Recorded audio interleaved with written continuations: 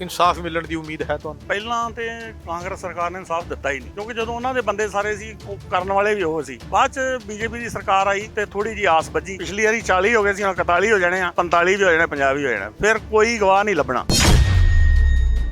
ਕਿ ਇੰਡੀਆ ਤੋਂ ਬਾਹਰ ਬੈਠੇ ਸਿੱਖਾਂ ਨੇ ਚਾਹੇ ਕੇਸ ਦੇ ਵਿਚਕਾਰ ਜਾਂ ਪੈਸੇ ਦੇ ਤੌਰ ਦੇ ਉੱਤੇ ਜਾਂ ਫਾਈਨੈਂਸ਼ੀਅਲੀ ਕਿ ਹਰ ਤਰੀਕੇ ਦੇ ਕਿਸੇ ਵੀ ਤਰੀਕੇ ਦੇ ਨਾਲ ਤੁਹਾਡੀ ਐਜ਼ ਗਵਾਹ ਦੇ ਤੌਰ ਦੇ ਉੱਤੇ ਤੁਹਾਡੀ ਕਦੀ ਕੋਈ ਮਦਦ ਨਹੀਂ? ਬਿਲਕੁਲ ਕੋਈ ਮਦਦ ਨਹੀਂ ਕੀਤੀ। ਕੋਈ ਵੀ ਇੱਕ ਪੈਸੇ ਦੀ ਵੀ ਕਹਿ ਦੇ ਤਾਂ ਮੈਂ ਦੇਣਦਾਰ ਹਾਂ। ਸਾਰਿਆਂ ਦੇ ਵਿੱਚ ਖਲੋ ਕੇ ਇੱਥੇ ਸਾਰਿਆਂ ਦੇ ਸਾਹਮਣੇ ਬੋਲ ਰਿਹਾ। ਜੇ ਇਹਨਾਂ ਨੇ ਮਦਦ ਕਰਨੀ ਆ ਬਾਹਰ ਵਾਲਿਆਂ ਤਾਂ ਉਹ ਆ ਕੇ ਵਿਡੋ ਕਲੋਨੀ ਦੂਜੀ ਜਗ੍ਹਾ ਦੇਖਣ, ਜਿਹੜੇ ਬੰਦੇ ਨੂੰ ਲੋੜ ਹੈ ਉਹਨਾਂ ਦੀ ਕਰਨ, ਨਾ ਕਿ ਆਪੋ ਚੌਥੇ ਵੰਡ ਕੇ ਤੇ ਬਹਿ ਜਾਣ। ਵਾਹਿਗੁਰੂ ਜੀ ਕਾ ਖਾਲਸਾ ਵਾਹਿਗੁਰੂ ਜੀ ਕੀ ਫਤਿਹ। ਸੰਗਤ ਜੀ, ਲਗਾਤਾਰ ਦਿੱਲੀ ਸਿੱਖ ਗੁਰਦੁਆਰਾ ਪ੍ਰਬੰਧਕ ਕਮੇਟੀ ਦੀ ਸੱਚ ਦੇ ਕਾਂਧੇ ਦੀ ਦੀਵਾਰ ਦੇ ਉੱਤੇ ਜੋ ਰਸਮੀ ਇੱਕ ਪ੍ਰੋਟੈਸਟ ਕੀਤਾ ਜਾਂਦਾ ਹੈਗਾ 84 ਦੇ ਕਤਲੇਆਮ ਪੀੜਤਾਂ ਦੀ ਯਾਦ ਦੇ ਅੰਦਰ ਸਭ ਆਪਣਾ ਆਪਣਾ ਫਰਜ਼ ਨਿਭਾਉਣ ਪਹੁੰਚਦੇ ਨੇ। ਕਤਲੇਆਮ ਪੀੜਤ ਵੀ ਪਹੁੰਚਦੇ ਨੇ, ਮੀਡੀਆ ਵੀ ਪਹੁੰਚਦਾ ਹੈ, ਗਵਾਹ ਵੀ ਪਹੁੰਚਦੇ ਨੇ। ਮਗਰ ਅੱਜ 41 ਸਾਲ ਬਾਅਦ ਕੀ ਕਤਲੇਆਮ ਪੀੜਤਾਂ ਦੇ ਹੰਝੂ ਸੁੱਕ ਚੁੱਕੇ ਨੇ? ਉਹ ਗਵਾਹਾਂ ਦਾ ਕੀ ਬਣਿਆ? ਸਾਰੀ ਗੱਲ ਕਰਦੇ ਹੈਗੇ। ਸਾਡੇ ਨਾਲ ਜਗਸ਼ੇਰ ਸਿੰਘ ਜੁੜ ਚੁੱਕੇ ਨੇ, ਜਿਹੜੇ ਕਈ ਵੱਡੇ ਕੇਸਾਂ ਦੇ ਅੰਦਰ ਮੁੱਖ ਗਵਾਹ ਵੀ ਹੈਗੇ ਨੇ। ਸਿਕਿਉਰਿਟੀ ਮਿਲੀ ਹੈ, ਤੁਸੀਂ ਦੇਖ ਸਕਦੇ ਹੈ ਕਿ ਉਹ ਗੱਲ ਦੀ ਸ਼ੁਰੂਆਤ ਜਗਸ਼ੇਰ ਸਿੰਘ ਵੀਰ ਦੇ ਨਾਲ ਫਤਿਹ ਦੀ ਸਾਂਝ ਤੋਂ ਕਰਦੇ ਆ। ਜਗਸ਼ੇਰ ਸਿੰਘ ਜੀ, ਵਾਹਿਗੁਰੂ ਜੀ ਕਾ ਖਾਲਸਾ ਵਾਹਿਗੁਰੂ ਜੀ ਕੀ ਫਤਿਹ। ਵਾਹਿਗੁਰੂ ਜੀ ਕਾ ਖਾਲਸਾ ਵਾਹਿਗੁਰੂ ਜੀ ਕੀ ਫਤਿਹ ਜੀ। ਜਗਸ਼ੇਰ ਸਿੰਘ ਜੀ, ਪਿਛਲੇ ਸਾਲ ਵੀ ਮੈਂ ਤੁਹਾਨੂੰ ਇਹ ਸਵਾਲ ਪੁੱਛਿਆ ਸੀ। ਬਦਕਿਸਮਤੀ ਹੈ, ਹਾਲਾਤ ਉੱਥੇ ਦੇ ਉੱਥੇ ਨੇ, ਸਵਾਲ ਵੀ ਕਿੱਥੇ ਨਾ ਕਿਤੇ ਘੁੰਮ ਫਿਰ ਕੇ ਦੁਬਾਰਾ ਵਾਪਸ ਆ ਜਾਂਦੇ ਨੇ। ਪਿਛਲੇ ਸਾਲ ਮੈਂ 40ਵੇਂ ਸਾਲ ਦੀ ਗੱਲ ਕੀਤੀ ਸੀ, ਅੱਜ 41 ਸਾਲ ਹੋ ਗਏ। ਤੁਸੀਂ ਗਵਾਹੀਆਂ ਦੇ ਰਹੇ ਹੋ, ਸਿਕਿਉਰਿਟੀ ਤੁਹਾਨੂੰ ਮਿਲੀ ਹੈ, ਜਾਨ ਦਾ ਖਤਰਾ, ਲੀਡਰ ਚੇਂਜ ਹੋ ਰਹੇ ਨੇ, ਸਰਕਾਰਾਂ ਚੇਂਜ ਹੋ ਰਹੀਆਂ ਨੇ, ਕਮੇਟੀਆਂ ਚੇਂਜ ਹੋ ਰਹੀਆਂ ਨੇ। ਸਿੱਧਾ ਸਵਾਲ, ਇਨਸਾਫ ਮਿਲਣ ਦੀ ਉਮੀਦ ਹੈ ਤੁਹਾਨੂੰ? ਦੇਖੋ ਜੀ, ਪਹਿਲਾਂ ਤੇ ਕਾਂਗਰਸ ਸਰਕਾਰ ਨੇ ਇਨਸਾਫ ਦਿੱਤਾ ਹੀ ਨਹੀਂ ਕਿਉਂਕਿ ਜਦੋਂ ਉਹਨਾਂ ਦੇ ਬੰਦੇ ਸਾਰੇ ਸੀ ਉਹ ਕਰਨ ਵਾਲੇ ਵੀ ਉਹ ਸੀ। ਬਾਅਦ ਚ ਬੀਜੇਪੀ ਦੀ ਸਰਕਾਰ ਆਈ ਤੇ ਥੋੜੀ ਜੀ ਆਸ ਵੱਜੀ ਔਰ ਉਹ ਚ ਮਿਲਿਆ ਵੀ ਹੈ ਥੋੜਾ, ਪਰ ਬਹੁਤ ਲੇਟ ਹੈ ਕਿਉਂਕਿ ਪਿਛਲੀ ਵਾਰੀ 40 ਹੋ ਗਏ ਸੀ, ਹੁਣ 41 ਹੋ ਜਾਣੇ ਆ, 45 ਵੀ ਹੋ ਜਾਣੇ, 50 ਵੀ ਹੋ ਜਾਣਾ। ਫਿਰ ਕੋਈ ਗਵਾਹ ਨਹੀਂ ਲੱਭਣਾ ਔਰ ਇਹਨਾਂ ਨੂੰ ਸਾਰਿਆਂ ਨੂੰ ਮਿਲ ਕੇ ਇਹਨਾਂ ਕੇਸਾਂ ਨੂੰ ਦੁਬਾਰਾ ਸਾਰੇ ਜਿੰਨੇ ਬੰਦਿਆਂ ਦੇ ਵੀ ਹੈਗੇ ਨੇ ਇਹਨਾਂ ਨੂੰ ਅੰਦਰ ਕਰਨਾ ਚਾਹੀਦਾ ਔਰ ਜਲਦੀ ਤੋਂ ਜਲਦੀ ਨਿਪਟਾਰੇ ਹੋਣੇ ਚਾਹੀਦੇ ਆ। ਇੱਕ ਚੀਜ਼ ਬੜੀ ਵੱਡੀ ਅਸੀਂ ਦੇਖੀਏ, ਕਤਲੇਆਮ ਪੀੜਤਾਂ ਦੇ ਨਾਮ ਦੇ ਉੱਤੇ ਨਾ ਪਿਛਲੇ ਅਗਰ ਮੈਂ 40 ਸਾਲ, ਮੈਨੂੰ ਵੀ 20 ਸਾਲ ਹੋ ਗਏ 84 ਦੇ ਕਤਲੇਆਮ ਪੀੜਤਾਂ ਦੇ ਕੇਸਾਂ ਨੂੰ ਕਵਰ ਕਰਦੇ, ਤੁਸੀਂ ਜਾਣਦੇ ਹੋ ਇਸ ਗੱਲ ਨੂੰ। ਪੈਸਾ ਬੜੀ ਵੱਡੀ ਚੀਜ਼ ਹੋ ਗਈ ਆ ਦੀ ਡੇਟ ਦੇ ਅੰਦਰ। ਬਾਹਰ ਬੈਠੇ ਸਿੱਖਾਂ ਦੇ ਕੋਲੋਂ ਲੱਖਾਂ ਕਰੋੜਾਂ ਅਰਬਾਂ ਰੁਪਈਆ ਇੱਧਰ ਆਇਆ ਕਿ ਅਸੀਂ ਕਤਲੇਆਮ ਪੀੜਤਾਂ ਨੂੰ ਦਿਆਂਗੇ। ਬੜੇ ਘੋਟਾਲੇ ਕਹਿ ਲਈਏ, ਬੜੀਆਂ ਗੱਲਾਂ ਆਉਂਦੀਆਂ ਨੇ, ਮਗਰ ਕਤਲੇਆਮ ਪੀੜਤ ਕਹਿੰਦੇ ਨੇ ਸਾਡੇ ਕੋਲ ਪੈਸਾ ਨਹੀਂ ਆਇਆ। ਮੈਂ ਤੁਹਾਡੇ ਤੋਂ ਪੁੱਛਣਾ ਕਿ ਇੰਡੀਆ ਤੋਂ ਬਾਹਰ ਬੈਠੇ ਸਿੱਖਾਂ ਨੇ ਚਾਹੇ ਕੇਸ ਦੇ ਵਿਚਕਾਰ ਜਾਂ ਪੈਸੇ ਦੇ ਤੌਰ ਦੇ ਉੱਤੇ ਜਾਂ ਫਾਈਨੈਂਸ਼ੀਅਲੀ ਕਿ ਹਰ ਤਰੀਕੇ ਦੇ ਕਿਸੇ ਵੀ ਤਰੀਕੇ ਦੇ ਨਾਲ ਤੁਹਾਡੀ ਐਜ਼ ਗਵਾਹ ਦੇ ਤੌਰ ਦੇ ਉੱਤੇ ਤੁਹਾਡੀ ਕਦੀ ਕੋਈ ਮਦਦ ਕੀਤੀ ਹੈ?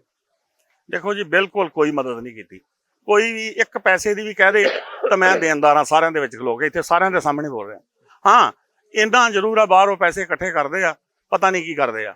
ਸਾਨੂੰ ਨਹੀਂ ਦਿੱਤੇ, ਸਾਡੇ ਬੱਚੇ ਵੀ ਬਾਹਰ ਗਏ ਆ, ਆਪਣੇ ਸਿਰ ਤੇ ਗਏ ਆ। ਹਾਂਜੀ, ਅੱਜ ਵੀ ਉੱਥੇ ਨੇ, ਕੋਈ ਨਹੀਂ ਪੁੱਛਦਾ ਜੀ। ਦੂਜਾ, ਜੇ ਇਹਨਾਂ ਨੇ ਮਦਦ ਕਰਨੀ ਆ ਬਾਹਰ ਵਾਲਿਆਂ ਤਾਂ ਉਹ ਆ ਕੇ ਵਿਡੋ ਕਲੋਨੀ ਦੂਜੀ ਜਗ੍ਹਾ ਦੇਖਣ, ਜਿਹੜੇ ਬੰਦੇ ਨੂੰ ਲੋੜ ਹੈ ਉਹਨਾਂ ਦੀ ਕਰਨ, ਨਾ ਕਿ ਆਪੋ ਚੌਥੇ ਵੰਡ ਕੇ ਤੇ ਬਹਿ ਜਾਣ। ਅਗਰ ਅਸੀਂ ਕਤਲੇਆਮ ਪੀੜਤ ਕਲੋਨੀਆਂ ਦੀ ਗੱਲ ਕਰ ਲਈਏ, ਤਿਰਲੋਕਪੁਰੀ ਹੈ, ਤਿਲਕ ਵਿਹਾਰ ਹੈ, ਮੈਂ ਉਹਨਾਂ ਦੇ ਵਿਚਕਾਰ ਜਦੋਂ ਜਾਂਦਾ ਉਹਨਾਂ ਦੇ ਹਾਲਾਤ ਅਸੀਂ ਦੇਖਦੇ ਹੈਗੇ ਆ ਦਿੱਲੀ ਦੇ ਅੰਦਰ। ਖਾਸ ਕਰਕੇ ਤੁਸੀਂ ਰਹੇ ਹੋ ਕੇਜਰੀਵਾਲ ਦੀ ਸਰਕਾਰ ਵੇਲੇ, ਤੁਸੀਂ ਕਾਫੀ ਗਰਾਊਂਡ ਤੇ ਕੰਮ ਕੀਤਾ, ਅਸੀਂ ਵੀ ਦੇਖਿਆ, ਉਸ ਚੀਜ਼ ਨੂੰ ਕਵਰ ਕੀਤਾ। ਕੇਜਰੀਵਾਲ ਦੀ 10 ਸਾਲ ਸਰਕਾਰ ਰਹੀ, ਲਾਲੀਪੌਪ ਦਿੱਤਾ ਜਾਂਦਾ ਰਿਹਾ ਜੀ ਅਸੀਂ ਤਿਲਕ ਵਿਹਾਰ ਦੇ ਕਤਲੇਆਮ ਪੀੜਤ ਕਲੋਨੀ ਦੇ ਬੰਦਿਆਂ ਨੂੰ ਨਵੇਂ ਮਕਾਨ ਬਣਾ ਕੇ ਦੇਵਾਂਗੇ, ਮਕਾਨ ਇਹਨਾਂ ਦੇ ਨਾਮ ਕਰਾਂਗੇ, ਬਿਜਲੀ ਦੇ ਬਿੱਲ ਮਾਫ ਕਰਾਂਗੇ, ਸਰਕਾਰੀਆਂ ਨੌਕਰੀਆਂ ਦੇਵਾਂਗੇ। ਮਗਰ ਕੁਝ ਵੀ ਨਹੀਂ ਹੋਇਆ। 10 ਸਾਲ ਕੇਜਰੀਵਾਲ ਦੀ ਸਰਕਾਰ ਆਪਣਾ ਰਾਜ ਭੁਗਾ ਕੇ ਚਲੀ ਗਈ, ਸਾਰੇ ਸੁੱਖ ਲੈ ਕੇ ਭੋਗੇ। ਹੁਣ ਪੰਜਾਬ ਦੇ ਅੰਦਰ ਮੈਂ ਕਹਿਣਾ ਨਹੀਂ ਚਾਹੀਦਾ, ਮਗਰ ਸੱਚਾਈ ਹੈ ਕਿ ਪੰਜਾਬ ਨੂੰ ਬੇਵਕੂਫ ਬਣਾ ਰਹੇ ਨੇ। 84 ਦੇ ਮੁੱਦੇ ਦੇ ਉੱਤੇ ਹੁਣ ਬੀਜੇਪੀ ਦੀ ਸਰਕਾਰ ਆਈ ਹੈ। ਅੱਜ ਦਿੱਲੀ ਕਮੇਟੀ ਨੇ ਸਰਦਾਰ ਜਗਦੀਪ ਸਿੰਘ ਕਾਲੋਂ ਨੇ ਔਨ ਕੈਮਰਾ ਮੀਡੀਆ ਨੂੰ ਮੁਖਾਤਿਬ ਹੋ ਕੇ ਕਿਹਾ ਕਿ ਅਸੀਂ ਆਉਣ ਵਾਲੇ ਦਿਨਾਂ ਦੇ ਅੰਦਰ ਇਹਨਾਂ ਦੇ ਬਿਜਲੀ ਮੀਟਰਾਂ ਦੀ ਗੱਲ ਕਰ ਲਈਏ, ਇਹਨਾਂ ਦੇ ਫਲੈਟਾਂ ਦੀ ਗੱਲ ਕਰ ਲਈਏ, ਇਹਨਾਂ ਦੀ ਨੌਕਰੀਆਂ ਦੀ ਗੱਲ ਕਰ ਲਈਏ। 150 ਤੋਂ ਵੱਧ ਕਹਿੰਦੇ ਨੌਕਰੀਆਂ ਐਲਜੀ ਨੇ ਦੇ ਦਿੱਤੀਆਂ ਹੈਗੀਆਂ ਨੇ, ਹੋਰ ਨੌਕਰੀਆਂ ਦੀ ਗੱਲ ਸਾਡੀ ਚੱਲ ਰਹੀ ਹੈ। ਤੁਹਾਨੂੰ ਲੱਗਦਾ ਕਿ ਹੁਣ ਮੌਜੂਦਾ ਜਿਹੜੀ ਦਿੱਲੀ ਦੀ ਬੀਜੇਪੀ ਸਰਕਾਰ ਹੈ, ਰੇਖਾ ਗੁਪਤਾ ਦੀ, ਮਨਜਿੰਦਰ ਸਿੰਘ ਸਿਰਸਾ ਦੀ, ਉਹ ਸਿੱਖਾਂ ਦੇ ਕਤਲੇਆਮ ਪੀੜਤਾਂ ਦੇ ਲਈ ਮਦਦ ਲਈ ਅੱਗੇ ਆਏਗੀ? ਦੇਖੋ ਜੀ, ਸਿਰਸਾ ਸਾਹਿਬ ਸਾਡੇ ਚੋਂ ਹੀ ਗਏ ਆ ਔਰ ਉਹਨਾਂ ਨੂੰ ਸਾਰਿਆਂ ਦਾ ਦੁੱਖ ਪਤਾ ਹੈ। ਅਸੀਂ ਉਹਨਾਂ ਦਾ ਸਵਾਗਤ ਕਰਦੇ ਹਾਂ ਜਿਹੜੇ ਬੰਦਿਆਂ ਨੂੰ ਨੌਕਰੀ ਮਿਲੀ ਆ।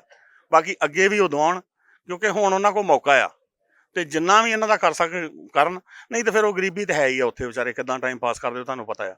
ਉਹਨਾਂ ਦੇ ਮਕਾਨਾਂ ਦਾ ਬਿਜਲੀ ਦਾ ਬਿੱਲ ਵੀ ਮਾਫ ਹੋਣਾ ਚਾਹੀਦਾ, ਬੱਚਿਆਂ ਨੂੰ ਨੌਕਰੀ ਵੀ ਮਿਲਣੀ ਚਾਹੀਦੀ ਆ ਔਰ ਉਹਨਾਂ ਦਾ ਵਸੇਬਾ ਵੀ ਚੰਗੀ ਤਰ੍ਹਾਂ ਹੋਣਾ ਚਾਹੀਦਾ ਕਿਉਂਕਿ ਇੱਕੋ ਜਗ੍ਹਾ ਹੀ ਨਾ ਉਹ ਰਹਿ ਜਾਣ, ਅੱਗੇ ਬੱਚੇ ਉਹਨਾਂ ਦੇ ਪੜ੍ਹਨ, ਉਹਨਾਂ ਨੂੰ ਸਾਰਾ ਇਹਨਾਂ ਨੂੰ ਖਰਚਾ ਵਗੈਰਾ ਦੇਣਾ ਚਾਹੀਦਾ। ਜਾਂਦੇ ਜਾਂਦੇ ਪੂਰੇ ਵਰਲਡ ਦੀ ਅਗਰ ਅਸੀਂ ਗੱਲ ਕਰਦੇ ਹੈਗੇ ਆ, ਬਾਹਰ ਬੈਠੇ ਸਿੱਖ ਜਿਹੜੇ ਸਾਡੇ ਚੈਨਲ ਦੇ ਰਾਹੀਂ ਇਹ ਸਾਰੇ ਪ੍ਰੋਗਰਾਮ ਨੂੰ ਦੇਖ ਰਹੇ ਨੇ, ਕੋਈ ਮੈਸੇਜ ਦੇਣਾ ਚਾਹੋਗੇ 84 ਦੇ ਮੁੱਦੇ ਦੇ ਉੱਤੇ? ਦੇਖੋ ਜੀ, ਬਾਹਰ ਜਿਹੜੇ ਲੋਕ ਬੈਠੇ ਆ ਨਾ, ਜੋ $1 ਵੀ ਇਕੱਠਾ ਕਰਨ ਨਾ, ਤੇ ਮੇਰਾ ਖਿਆਲ ਹੈ ਮਹੀਨੇ ਦੇ ਵਿੱਚ ਹੀ ਇਹਨਾਂ ਦਾ ਸਾਰਿਆਂ ਦਾ ਕੰਮ ਹੋ ਜਾਂਦਾ।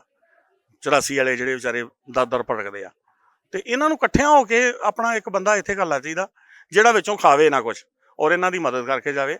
ਔਰ ਮੈਂ ਸੋਚਦਾ ਜੇ ਇਹ ਹੋ ਜੇ ਤੇ ਇੱਕ ਧੱਬਾ ਲੱਗ ਜਾਏਗਾ ਕਿ 84 ਵਾਲਿਆਂ ਦੀ ਕਲੋਨੀ ਹੈ। ਬਿਲਕੁਲ, ਬੜੀ ਵੱਡੀ ਗੱਲ ਸਰਦਾਰ ਜਗਸ਼ੇਰ ਸਿੰਘ ਨੇ ਕੀਤੀ ਹੈਗੀ ਹੈ ਕਿ ਆਪਣੇ ਵਿੱਚੋਂ ਦੀ ਕਿਸੇ ਬੰਦੇ ਨੂੰ ਇੱਥੇ ਲਗਾਉਣ। ਮਾਫ ਕਰਨਾ ਸੰਗਤ ਜੀ, ਤਕਰੀਬਨ 20 ਸਾਲ ਤੋਂ ਬਾਅਦ ਹੋ ਗਏ 84 ਦੇ ਕਤਲੇਆਮ ਪੀੜਤਾਂ ਨੂੰ ਕਵਰ ਕਰਦੇ ਹੋਏ।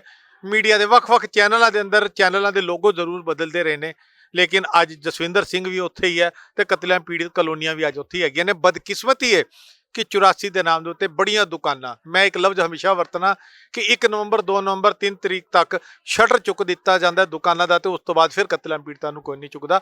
ਵਕਤ ਦੀ ਜ਼ਰੂਰਤ ਹੈਗੀ ਹੈ ਕਿ ਅਗਰ ਬਾਹਰ ਬੈਠੇ ਸਿੱਖ ਆਲ ਓਵਰ ਵਰਲਡ ਦੇ ਅੰਦਰ ਕਿੱਥੇ ਵੀ ਅਗਰ ਕਤਲੇਆਮ ਪੀੜਿਤ ਕਲੋਨੀ ਦੇ ਅੰਦਰ ਕੁਝ ਕੰਮ ਕਰਨਾ ਚਾਹੁੰਦੇ ਨੇ ਤਾਂ ਉਹਨਾਂ ਨੂੰ ਕਿਸੇ ਵਿਚੋਲੇ ਦੀ ਜ਼ਰੂਰਤ ਨਹੀਂ, ਕਿਸੇ NGO ਦੀ ਲੋੜ ਨਹੀਂ, ਆਪਣੇ ਵਿੱਚੋਂ ਦੀ ਕਿਸੇ ਇੱਕ ਬੰਦੇ ਦੀ ਡਿਊਟੀ ਲਾ ਕੇ ਕਤਲੇਆਮ ਪੀੜਤਾਂ ਦੀ ਕਲੋਨੀ ਦੇ ਵਿਚਕਾਰ ਉਹਨਾਂ ਦੀ ਮਦਦ ਕੀਤੀ ਜਾਏ। ਸਾਡੀ ਕੋਸ਼ਿਸ਼ ਹੋਏਗੀ ਆਉਣ ਵਾਲੇ ਸਮੇਂ ਦੇ ਅੰਦਰ ਹੋਰ ਖਬਰਾਂ ਲੈ ਕੇ ਫਿਰ ਹਾਜ਼ਰ ਹੋਵਾਂਗੇ। ਲੈਣਾ ਸਰਦਾਰ ਜਗਸ਼ੇਰ ਸਿੰਘ ਤੋਂ ਇਜਾਜ਼ਤ। ਜਗਸ਼ੇਰ ਸਿੰਘ ਜੀ, ਵਾਹਿਗੁਰੂ ਜੀ ਕਾ ਖਾਲਸਾ, ਵਾਹਿਗੁਰੂ ਜੀ ਕੀ ਫਤਿਹ। ਵਾਹਿਗੁਰੂ ਜੀ ਕਾ